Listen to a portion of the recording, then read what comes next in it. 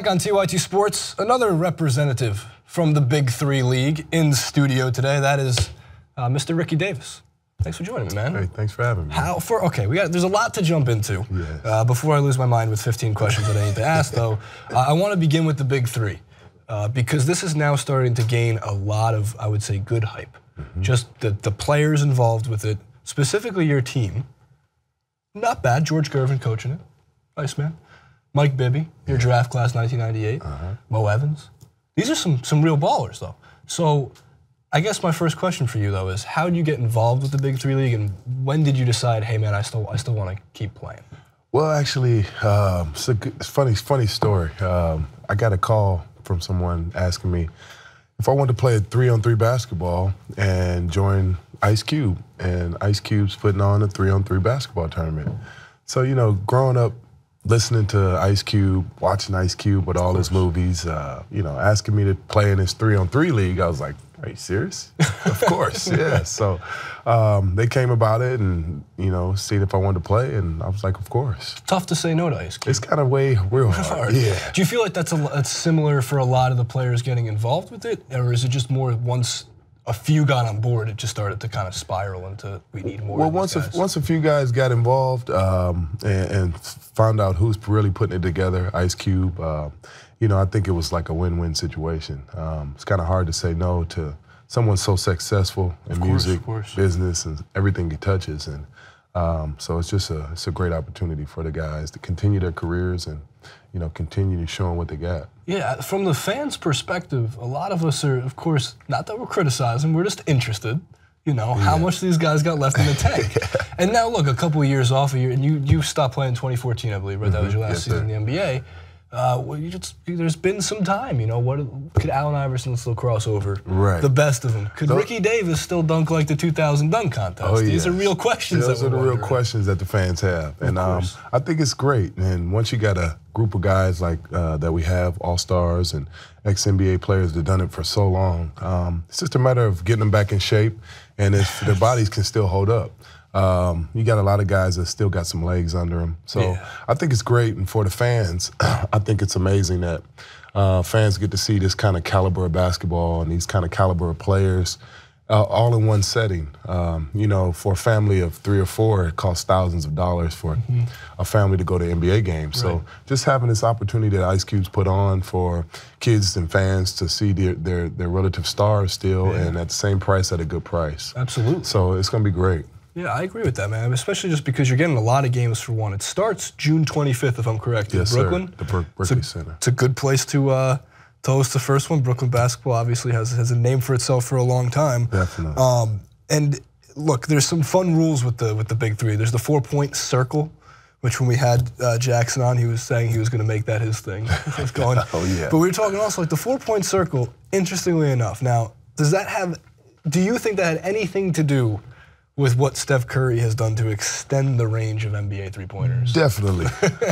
He's definitely put the satellite in basketball. Okay. You know, and at 4-pointers, you know, it's a good experience for the NBA as well. They've been trying to, you know, mess with the 4-point play themselves. So I think for somebody that like Stephen Curry and someone that can shoot that deep ball like that, I think it's a game changer. Dude, the problem is in pickup right now, kids are shooting from 35 feet. Yeah, they're shooting from 35 feet. They don't even warm up. They just come straight from the car to shoot from 30 feet, you know. So it's definitely changing the game. You know, it's have everybody wants to shoot that deep satellite ball. Yeah. You know, so it's tough. It is. But it's going to be fun, you know, playing the trash talking. And that's what a lot of people I know are excited for as well, because we got some guys in this league some physical guys. I mean, Charles Oakley, the enforcer of the New York Knicks in the 90s, grew up obviously watching. It's like I learned how to fight from Charles. Yes.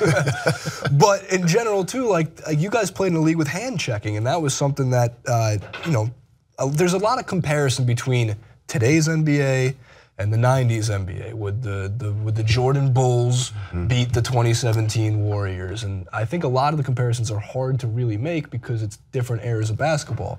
Coming from someone like yourself who actually played through, I would say, 2 or 3 different iterations of basketball. Obviously drafted in 1998 in a pretty landscape-changing draft, came out with Dirk and Mike Bibby, as I mentioned before. And then playing with LeBron James in 2003 as a rookie, you saw him and what was the next passing of the torch. What are just some of, I guess, the differences that you've seen between today's NBA and 1998 when you were, coming into the league? Well, it's a big difference. Yeah. Games definitely changed a lot. And, it went from when I got in the league to hand checking and, being able to, the defensive guy being able to actually move a guy wherever he wanted to. And then changing the game to where they wanted some more points, some more freedom of movement, and they changed it again, all the way to now where you can't touch anyone at all. So it's definitely changing, more movement for the offensive player. If I would have been playing, I'd probably shoot 100 free throws a game, just barrel right down the middle. Right, of course. And, it's a foul. So it's definitely changing the game.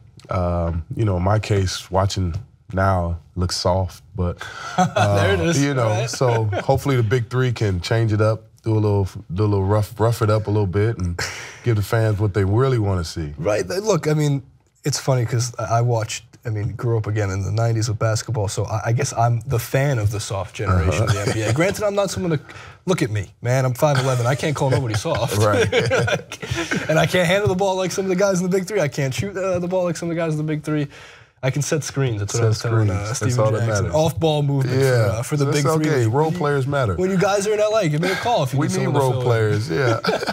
But so we look at, I've always said this, when it comes to how much instant replay has changed basketball in itself, like the more you watch something, the more you're going to find something. They said this in football too, in the NFL. If you watch it back enough, every penalty, every call, every play, there's a holding call. There's a penalty. Right. When you watch it back time and time again, sure, every time it looks like someone grazed LeBron's arm shooting it, or maybe touched Steph Curry's fingertip when he traveled or something. The traveling's a big one though, because always traveling. Now it's 3 steps. You can take 3 steps. You actually can take 2.5, they say. But they can't change that and say we can now take 3 steps because then we'd be taking 4 steps. Right, exactly. Or if you're Kendrick Perkins, you'd be taking 9 steps. Oh, Perkins. Oh, yes. So it's definitely a changer. But so one of the things when you look up interviews with Ricky Davis, you go online, you listen to some podcasts, the biggest thing that comes up I've seen is that Ricky Davis, a fan favorite for a lot of the league, which is a good label to have in the NBA.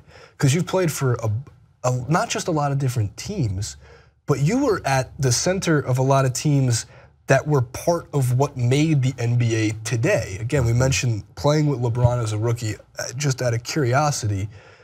Was there the signs that LeBron James was going to become a linebacker? Because you look at the picture side by side and you go, that's a different person. It's a whole different person. He became a transformer. Yes. But so when you watched his game then compared to now, is it just maturity in the league? Is it development of new skills, or were these things that were there since day one? Well, those skills were there.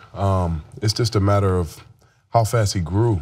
And I think he came in at an early age, like myself. So he didn't really have to adapt to 2 different games, the college game, then the pro game. He kind of just adapted to the pro game. And when you give a guy the green light, HOV light is what I call it, more than the green light, it's very easy to become successful. And he had the skill sets and the body and, everything he had to become, what he is now. Yeah, so it's just amazing to see. It really is, man. To see him grow also, and actually take that pressure. He'll be the best guy to have in the Big 3 league in like 6 years because honestly, by that point, he'll be going well. He still looks like he's 30 and he's still being able to run. 37, yeah, exactly. I was gonna say too, that was also your best, statistically, it was your best season, 20 points per game, 5.5 assists, but it was counting.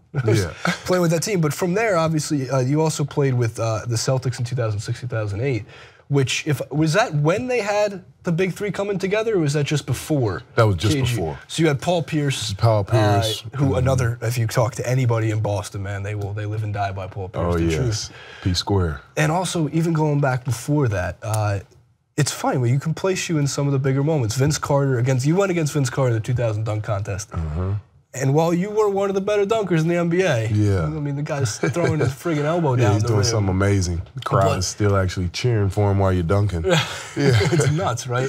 So I guess going forward, and just leaving on this note, I'll say with this. With the NBA Finals working out as the way they are right now, who knows, maybe tonight the Warriors raise their 2nd championship in the last 3 years. Can't count out LeBron James and the Cavaliers ever.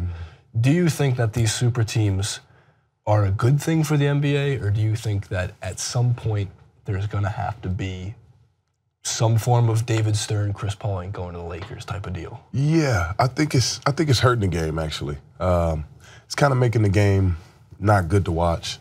Only certain teams are good to watch just because they're stacked, and they're making the league kind of lopsided. So it's tough. It's definitely changing the culture of the game. Having a young generation watch the games and they think it's so easy, just because you have all these all-stars. Right. But it's very tough. It's hard to win championships, and I think they should go back to where they don't put 5, 6 guys on the team and maybe leave it to 1 or 2, maybe 3. Yeah. Don't leave it up to the owners who has the most money. That's Jay, man. We've been saying that for a long time. Yeah. That's why when they talk about the contracts in the NBA and all the TV rights deals that go into it, I go, you don't get mad at Mike Conley for making $155 million. Would you rather Mike Conley gets $155 million or the owners get $155 million? Mike Conley deserves it more than the owners do. Right. And it's not just him. He was just the example of like, how could he be the highest paid guy? And you go, no, it's just not how it works. It's just not how it works. Good for Mike Conley. Right. It's great for Mike Conley. And it's good for those guys who actually paved the way for him. Of course. Went through different salary caps and different, lockout years. So hats off to him. Yeah, I agree. Yeah. I'm a Knicks fan. We need you more than the Clippers do, as Ricky was saying. So please. I told Steven Jackson the same thing. I'm like, look, get in there. We can't have. They need something. They need help. We need something. We need bad and fast. Anything, man. Yes. Anything. We didn't get the #1 pick, so now we have to hopefully fall for, who knows, Malik Monk, De'Aaron Fox, some of these guys coming in. Yes. But Ricky Davis, thank you so much for joining us. Make sure to check out the Big 3 League. Tickets are, I believe, on sale. I believe they're on sale. If not, go get them. They will not cost the same as the NBA Finals, and you get to see a lot of guys who played at a very high level in the NBA playoffs, including Mr. Ricky Davis himself. We'll be there. Big3.com. Check us out. Any social media you want to Twitter, Facebook, any of that stuff? Tricky12, Instagram. All right. I got my foundation, Ricky Davis Legacy Foundation.org. Okay, definitely head over there. Yeah, check it out.